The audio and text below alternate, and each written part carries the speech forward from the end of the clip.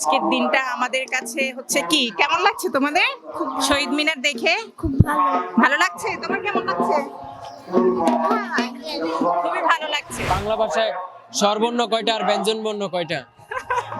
স্বরবর্ণ হচ্ছে 11টা, ব্যঞ্জনবর্ণ হচ্ছে 39টা। এই যে স্বরবর্ণ আর ব্যঞ্জনবর্ণ মিলে আমরা যে কথা বলি এটাই মূলত আমাদের বাংলা ভাষা, নাকি এর ভিতরে আরো কিছু আছে? হ্যাঁ, অবশ্যই কার চিহ্ন আছে। কার চিহ্ন ছাড়া তার বর্ণগুলো শব্দগুলো সাজাতে পারবো না আমরা। স্বরবর্ণের যে কার চিহ্ন এগুলো দিয়েই তো আমাদের বর্ণ। 1952 সালের ঠিক এই দিনে কিসের জন্য আন্দোলন হয়েছিল? ভাষা, অবশ্যই ভাষা, আমাদের মায়ের ভাষা, মাতৃভাষা, এই ভাষার জন্য আন্দোলন হয়েছিল এবং সেটা আমরা পেয়েছি অনেক রক্তের বিনিময়ে। না, আসলে সেভাবে ঠিকমতো ব্যবহার করা হয় না, যতটুকু ব্যবহার করা উচিত। আমাদের উচিত যে এটা পরিপূর্ণ ব্যবহার করা এবং এটা নিয়ে কাজ করা, তাহলে বাংলা ভবিষ্যৎ প্রজন্ম আরো ভালোভাবে জানবে।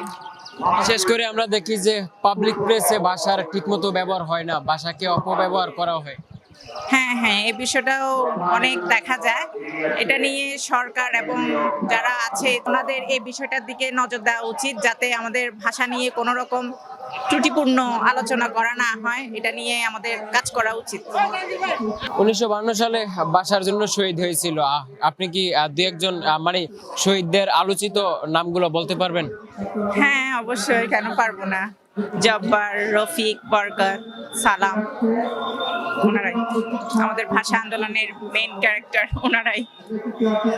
ওনারা আমাদের ভাষার জন্য প্রাণ দিয়েছেন, যার জন্য আমরা এখন সুন্দর সুশীল ভাষায় কথা বলতে পারি।